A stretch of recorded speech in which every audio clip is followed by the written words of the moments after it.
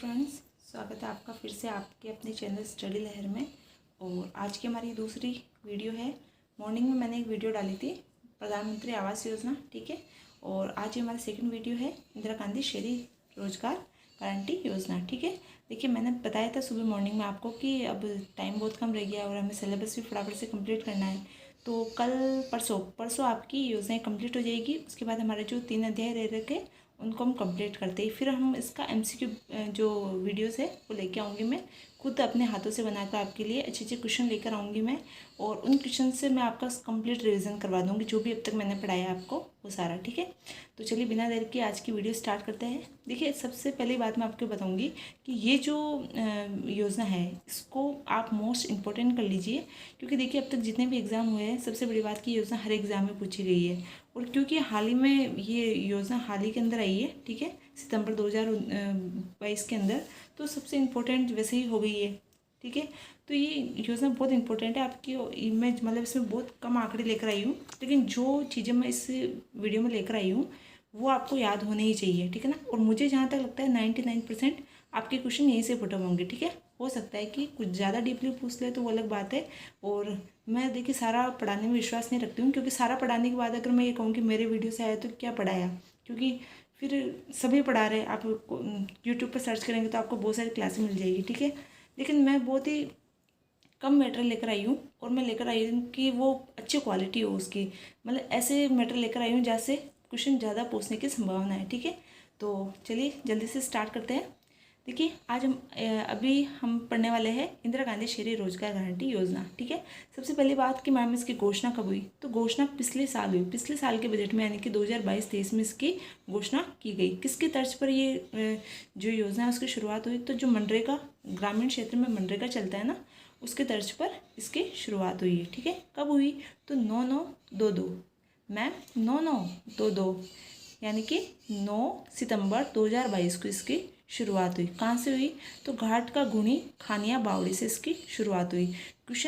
ये क्वेश्चन बहुत बार एग्जाम में पूछे गए। अभी जो पिछले एग्जाम होते हैं उनमें सीधा पूछा गया कि कब शुरुआत हुई, कहाँ से हुई, ठीक है ना, और कि इसमें बजट में कितनी घोषणा की गई। ये सारी क्वेश्चन अभी पूछे गए पिछले एग्जाम में, तो आपको याद रखना है। मैम कैसे याद रखें इसको, तो अभी इसका तो मैंने बता ही दिया कि 9/9/22 फ्रीक्वेंसी मैच कर रही है 9/9/22, ठीक है।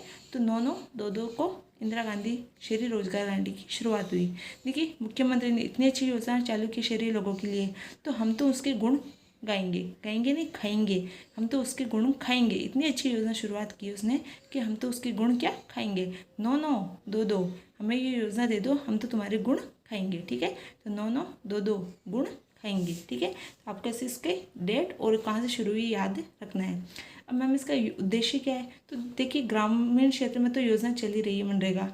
अब वैसे ही योजना शहरी निकाय, क्योंकि शहरों के अंदर भी तो बहुत सारे लोग रहते हैं जिनको रोजगार की आवश्यकता होती है, तो उनके लिए शहरी निकायों के अंदर शहरी क्षेत्रों के व्यक्तियों के लिए 100 दिन की रोजगार की गारंटी की योजना शुरू की गई। देखिए, जब शुरू की गई तब 100 दिन था।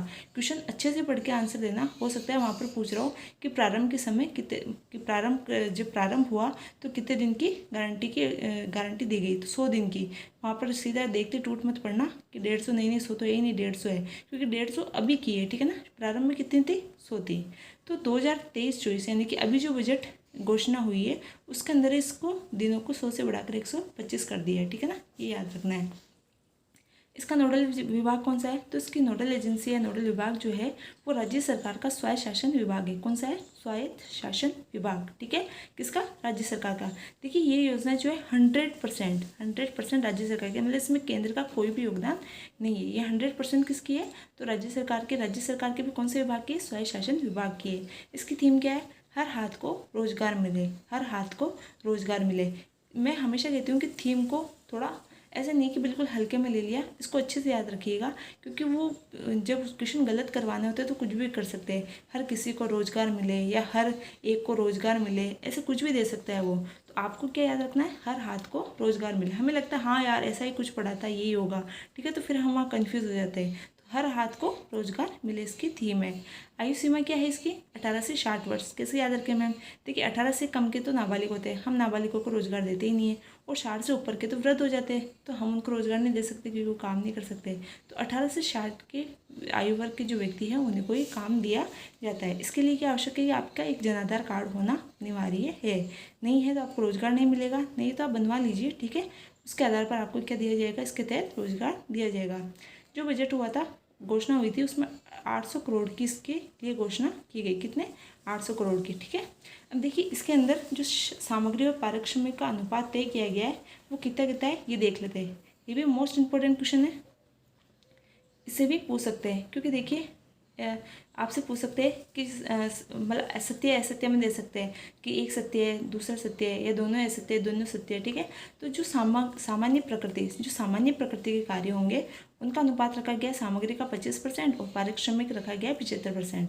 और जो विशेष प्रकृति के कार्य होंगे उनमें सामग्री 75 और पारिश्रमिक 25। कैसे याद रखें मैम? देखिए सामान्य कार्य है तो कोई बात नहीं, सामान्य सामग्री हम उपयोग में ले लेंगे। सामान्य कार्य है तो सामग्री हम सामान्य रखेंगे, यानी कि कम रखेंगे 25 और पारिश्रमिक बढ़ा देंगे 75।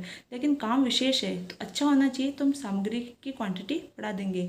काम अच्छा कब होगा? जब हम सामग्री की क्वांटिटी बढ़ाएंगे। तो सामग्री हम 75 कर देंगे और पारिश्रमिक को घटाकर 25 कर देंगे। तो कैसे याद रखना है आपको कि सामान्य में सामान्य सामग्री रखनी है, विशेष में विशेष सामग्री रखनी है, ठीक है। इतना याद रखिएगा। फिर नेक्स्ट है विशेष परिस्थितियों में, कुछ विशेष परिस्थितियाँ हो जाए, जैसे कोरोना भी हुआ था, कोई महामारी हो जाए, कोई आपदा आ जाए, तो ऐसे में जो प्रवासी होते हैं, क्योंकि राजस्थान के अंदर राजस्थान तो रहते ही है, लेकिन कोई बाहर के व्यक्ति, कोई अदर जो स्टेट है वहाँ के लोग भी तो आते हैं यहाँ पर काम करने के लिए। तो जो प्रवासी है वैसे तो उनको इस योजना का लाभ, अगर उनके पास जनाधार है तो ले सकते हैं, लेकिन नहीं है तो वो प्रवासियों को इनका जो है मतलब इनका लाभ नहीं मिलता है। लेकिन अगर कोई ऐसी विशेष परिस्थितियाँ पैदा हो जाए तो जो प्रवासी मजदूर होते हैं उनको भी इसके तहत रोजगार दिया जा सकता है, ठीक है। ये याद रखिएगा। देखिए भारत की सबसे बड़ी शहरी रोजगार गारंटी योजना, ये भी याद रखिएगा कि भारत की सबसे बड़ी शहरी रोजगार गारंटी योजना कौन सी है? तो यही है, ठीक है। और इसके अंदर मजदूरी की दर जो है वो कितनी है और कौन तय करता है, ये भी इम्पोर्टेंट है। देखिए याद इस पेज में जो मैंने आपको लिखा है वो सब याद रखना है, लेकिन मैं कह रही हूँ कि देखिए सबके एक जैसा नहीं होता है, कुछ याद कर पाते हैं, कुछ नहीं कर पाते हैं। तो मैं जहाँ इंपॉर्टेंट लगा रही हूँ वो तो आपको 100% याद होनी चाहिए, ठीक है ना। तो मजदूरी दर जो है वो तय कौन करता है? श्रम विभाग करता है। मजदूरी दर तय कौन करता है? तो श्रम विभाग करता है। क्या तय कर रखी है अभी? तो 4 कैटेगरी में इसको बांट रखा है, अकुशल, अर्धकुशल, कुशल और उच्च कुशल, ठीक है। अकुशल यानी कि जो कम है, कुशल से कम है, ठीक है। तो उसकी रेट निर्धारित करके 259 यानी कि 259 रुपये। अब देखिए इसको याद कैसे करें मैम? तो आपको पहला आंकड़ा याद रखना है। कैसे याद रखना है वो आप देखिए, ठीक है। लेकिन पहला आंकड़ा आपको याद रखना है। मैं फिर भी कोशिश करती हूँ कि 250 से हम स्टार्ट करते हैं। कि देखिए सामान्य मजदूरी रेट होती है 250, ठीक है। तो 9 रुपये इसके तहत ज़्यादा ही दे रहे हैं इनको, ठीक है। तो 259 देंगे, 259 रुपये इसकी अकुशल की तय की गई है, ठीक है। लेकिन इससे थोड़ा सा ज़्यादा है, यानी कि वो अर्धकुशल की श्रेणी में आता है, तो हम +12 कर लेंगे, यानी कि +12 करते 271 रुपये। फिर इससे भी ज़्यादा आता है, यानी कि कुशल है, तो फिर 12 रुपये और देंगे इसको, 283 रुपये, ठीक है। और फिर वो उच्च कुशल है, देखिए तो उच्च स्तर पर पहुँच गया है, तो 12 रुपये से कुछ नहीं होगा बढ़ाने से। अब हम सीधा कितना बढ़ाएंगे? 50 रुपये बढ़ाएंगे, सीधे 50 बढ़ाएंगे, ठीक है। तो जो अकुशल की याद रखिएगा, उसमें +12 करते अर्धकुशल, +12 करते कुशल, और सीधा +50 करते ही उच्च कुशल इसमें आ जाएगा, ठीक है। देखिए पूछ सकते हैं कि मेट को कितना जो है पारिश्रमिक दिया जाता है, क्वेश्चन पूछ लेते हैं मेट को कितना दिया जाता है। अब लोगों ने तो पढ़ा ही नहीं है, उन्होंने तो अकुशल पढ़ा है, अर्धकुशल पढ़ा है, कुशल पढ़ा है, तो हमें क्या पता भाई मेट किस में आता है? मेट तो आता है अर्धकुशल के अंदर, मेट किस में आता है? अर्धकुशल में। तो मेट का पारिश्रमिक कितना हुआ? 271 रुपये, ठीक है।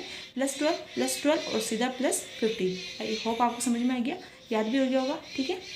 नेक्स्ट है इस योजना के अंतर्गत प्रत्येक परिवार को मांगने पर, ठीक है, ऐसे आगे से जाकर तो आपको रोजगार देने कोई नहीं आएगा, ठीक है। अगर कोई मांगता है, कोई परिवार मांगता है, कोई व्यक्ति मांगता है, तो उसको 15 दिन के अंदर, यानी कि उसके आवेदन करने के, ऑनलाइन आवेदन करने के 15 दिन के अंदर उसको रोजगार दिया जाएगा।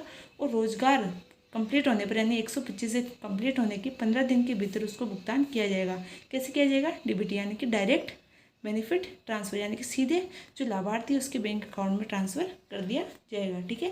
तो मांगने के 15 दिन के अंदर रोजगार, और रोजगार पूर्ण होने के 15 दिन के अंदर उसको भुगतान कर दिया जाएगा, ठीक है। अब रोज़गार तो आपने दे दिया, ठीक है, काम क्या क्या करवाओगे? तो काम हम करवाएंगे 7 प्रकार के कार्य है इसमें। कितने? 7 प्रकार के। और 8वें में आता है अन्य कार्य। 7 प्रकार के कार्य कौन से हैं? तो पहले ऊपर से देखते हैं। सबसे पहला है पर्यावरण संरक्षण, जल संबंधी। पहले तो पर्यावरण को बचाएंगे, फिर जल को बचाएंगे, फिर जल को बचाए तो उसका स्वच्छता और सैनिटेशन का ध्यान भी रखेंगे। संपत्ति को बचाएंगे, ठीक है, संपत्ति के विरूपण को रोकना, यानी कि उसको मतलब तोड़फोड़ होने से रोकना, ठीक है ना। और कंजर्वेशन कार्य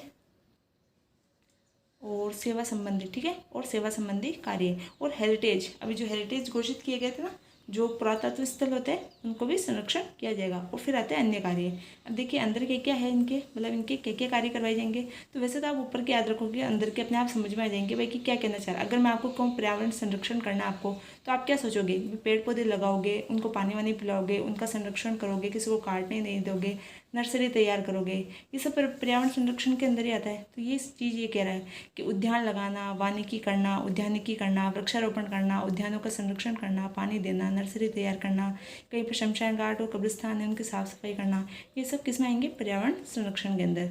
फिर आएंगे जल संरक्षण संबंधी। तो मैं कहूँ जल संरक्षण करना आपको, तो आप क्या करेंगे? तालाबों की साफ़ सफाई करेंगे, उनको गहरा करेंगे, टाकों की बावड़ियों की साफ़ सफाई करेंगे, उनमें सुधार करेंगे, तोड़ फोड़ है तो उनको वापस से निर्माण करेंगे। रेन वाटर हार्वेस्टिंग जो होती है उसके स्ट्रक्चर का निर्माण करेंगे, उसकी मरम्मत करेंगे, सफाई करेंगे, जो भी जल स्रोत है जितने भी है उनका पुनरुद्धार करेंगे, ठीक है। फिर है नेक्स्ट स्वच्छता और सैनिटेशन। नाम से ही जायज़ है कि आपको स्वच्छता रखनी है और सैनिटेशन का कार्य करना है, ठीक है। फिर है संपत्ति विरूपण। कि संपत्ति विरूपण से क्या मतलब है कि सार्वजनिक स्थल पर कोई भी बैनर लगा रखे, कोई होर्डिंग वगैरह लगा रखे, उनको हटाना, ठीक है। सार्वजनिक स्थलों की साफ़ सफाई करके वहाँ पर पुताई करना, या फिर वहाँ पर जो पेंटिंग देखते हैं ना दीवारों पर बनी होती है सरकारी कार्यालय वगैरह के बाहर, स्कूलों के बाहर दीवारों पर, तो पेंटिंग वगैरह बनाना, ये सब इसके अंदर दिए जाएंगे काम, ठीक है। और फिर है नेक्स्ट कन्वर्जेंस कार्य। कन्वर्जेंस कार्य का मतलब होता है निर्माण कार्य, यानी कि कोई भी मान लीजिए सरकार, जैसे आपने अभी सुबह ही मैंने आपको पढ़ाया था प्रधानमंत्री आवास योजना, ठीक है। तो काम सरकारी है, ठीक है, सरकारी आवास बना रहे, सरकारी कार्यालय बना रहे, कहीं पे कोई भी सरकारी निर्माण करवा रहे, तो उसके अंदर श्रमिक के तौर पर इन व्यक्तियों को लगाया जा सकता है, ठीक है।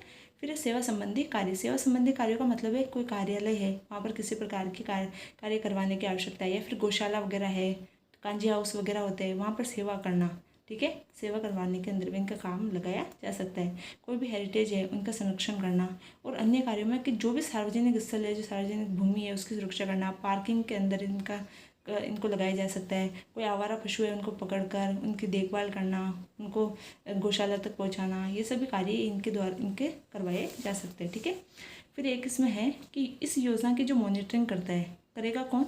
तो जिला स्तरीय मॉनिटरिंग कमेटी, यानी प्रत्येक जिला के अंदर एक जिला स्तरीय मॉनिटरिंग कमेटी होगी जो इस योजना की क्या करेगी? मॉनिटरिंग करेगी। और किसकी अध्यक्षता में करेगी? तो जिले में सबसे ऊपर कौन होता है? कलेक्टर होता है, उसकी अध्यक्षता में करेगी। मैंने ऊपर बताया आपको योजना का लाभ उठाने के लिए आपको क्या करना पड़ेगा? ऑनलाइन आवेदन करना पड़ेगा, ठीक है। तो आई होप आपकी वीडियो पसंद आया होगा, ठीक है। कैसा लगा आपकी वीडियो मुझे कमेंट करके बताना, और इस वीडियो को लाइक करना, शेयर करना अपने दोस्तों के साथ। और अभी तक चैनल सब्सक्राइब नहीं किया है तो चैनल को सब्सक्राइब कीजिए, क्योंकि हमारा कोर्स कंप्लीट होने को है, ठीक है। तो मुझे बताइएगा कमेंट में। और कुछ लोगों का मैसेज आया था कि राजस्थान की या फिर ज्योग्राफी वगैरह की हमारे को ट्रिक वगैरह कराइए, तो मैं सोच रही हूँ कि ये हो जाए कंप्लीट, उसके बाद में आपको वो भी करवाएंगे। और मैंने इसी मेरे चैनल के अंदर अदर आप जाके प्ले लिस्ट में देखना, कुछ ज्योग्राफी की ट्रिक्स भी बता रखी है, कुछ पॉलिटी की ट्रिक्स भी बता रखी है। तो अगर आपको वो पसंद आए तो आप उनको भी लाइक और शेयर करना, ठीक है। Thank you.